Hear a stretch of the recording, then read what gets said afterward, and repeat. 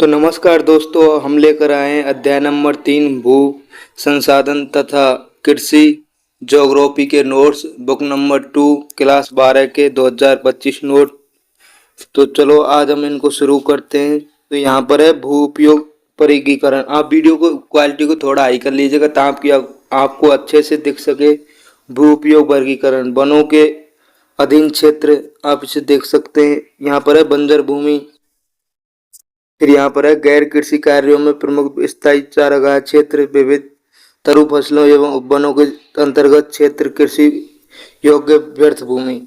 ये थोड़ा पेज है, थोड़ा कम दिख रहा है, हम अगले पेज में आपको अच्छे से दिखाएं। आधा संपत्ति संसाधनों को सामुदायिक प्राकृतिक संसाधन भी कहा जाता है। आप इसे अच्छे से पढ़ लीजिएगा।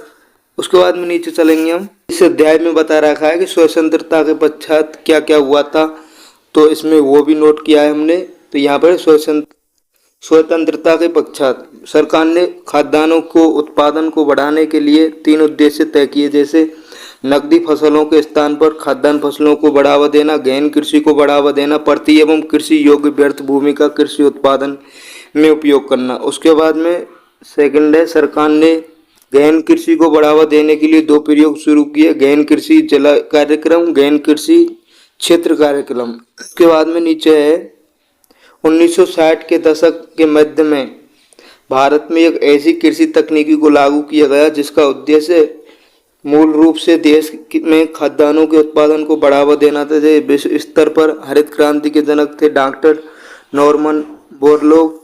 भारतीय हरित क्रांति के जनक थे डॉक्टर एम.एस. स्वामीनाथन। यह कृषि तकनीकी हरित क्रांति के नाम से जानी जाती है, अर्थात ग्रीन रिवॉल्यूशन। उसके बाद में हम नीचे चलेंगे तो नीचे है, तो यहाँ पर है दोस्तों पूर्व शर्त। इस हरित क्रांति जो पैकेज के तकनीकी के उसमें रूप में हुई थी, जैसे उन्नत उच्च उत्पादकता फसलों के बीज HYB, यहाँ पर जहाँ सिंचाई की बढ़िया व्यवस्था हो, मैक्सिको में गेहूं तथा चावल फिलिपाइंस। तो यहाँ पर है कृषि व संबंधित उद्योगों की मांग, जैसे कृषि के मुंह में श्रमिकों की मांग हरित क्रांति में थी। आप इस डायग्राम को अच्छे से बना लीजिएगा। इसको हम ये जो चैप्टर टोटल हो जाएंगे नोट्स के, फिर हम इनको समझाएंगे। उसके बाद में नीचे चलते हैं। हरित क्रांति प्रादेशिक असंतुलन, रासायनिक उर्वरकों को, कीटनाशकों का अत्यधिक उपयोग, मृदा प्रदूषण, जल प्रदूषण, यहाँ पर मानव स्वास्थ्य पर हानिकारक प्रभाव इससे हुए थे। प्राकृतिक खाद्य तंत्र पर ऋणात्मक प्रभाव। उसके बाद में योजना आयोग में स्थापना इसकी 1950 मार्च में हुई थी। इस आयोग ने 1988 में कृषि जलवायु नियोजन, देश के कृषि संबंधित प्रादेशिक संतुलन की स्थापना करना, कृषि का विविधीकरण करना, पशुपालन, मछली पालना। उसके बाद में हम नीचे चलेंगे। यहाँ पर है भू संसाधन महत्व, जैसे किसानों एवं पशुचारकों के लिए इसका महत्व है, महिलाओं के लिए इसका अधिक महत्व है। भूमि की गुणवत्ता कृषि कार्यों को प्रभावित करती है। भूमिहीन तक को, गरीबों को सूचक मौसमी फसलें हैं, जैसे रबी की फसलें शीत ऋतु अर्थात अक्टूबर दिसंबर में बोई जाती हैं तथा ग्रीष्म ऋतु अप्रैल से जून के बीच में काटी जाती है, गेहूं, मटर, सरसों, चना। फिर खरीफ की फसल, इनकी परिभाषा दे रखी है, इनको आप तीनों को अच्छे से पढ़ लीजिएगा। उसमें जायद की फसल, उदाहरणों को अच्छे से पढ़ लीजिएगा इसमें। उसके बाद में भूमि आर्द्रता के आधार पर कृषि के प्रकार कौन कौन से हैं। तो यहाँ पर है संचित कृषि, यह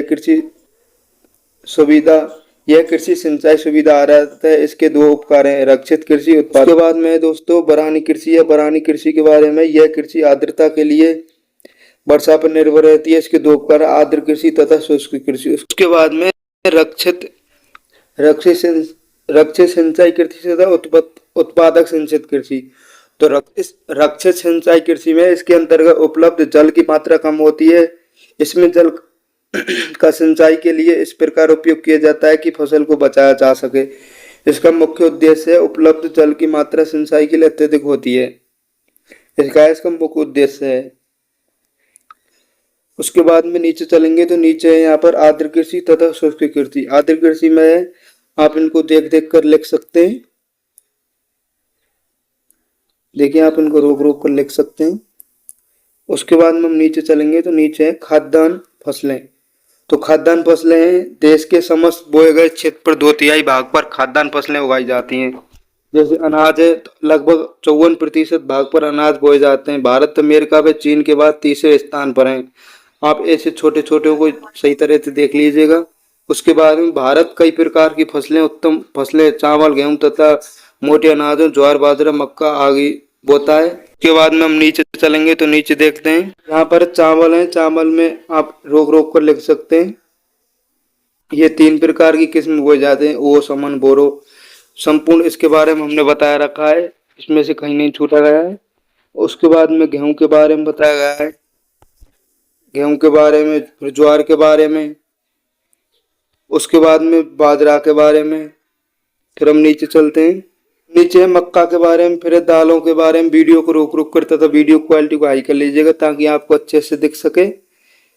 फिर उसके बाद में चना और जो तुर बोलते हैं उसे, फिर तिलहन, तिलहन, अरहर, रोक रोक कर आप इसे लिख सकते हैं। उसके बाद में हम नीचे चलेंगे तो यहाँ पर है मूंगफली। मूंगफली के बारे में आप लिख सकते हैं। उसके बाद में तोरिया व सरसों कब, कहाँ और कैसे बोई जाती है।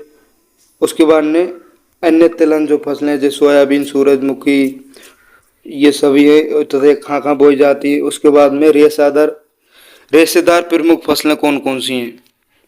तो ये फसलें कपड़ा, थैला, बोरा व अन्य कई प्रकार का सामान बनाने के लिए रेशा प्रदान करते हैं।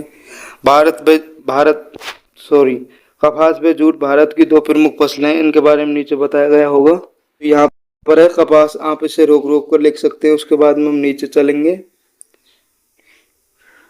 यहाँ पर देखिए यह है अमेरिका। कपास को देश के उत्तर पश्चिम भाग में नरमा कहा जाता है। तो उसके बाद में दोस्तों जूट के बारे में बताया गया है। फिर अन्य फसलों में जैसे गन्ना, आप इसे रोक रोक कर लिख सकते हैं। उसके बाद में हम नीचे चलेंगे,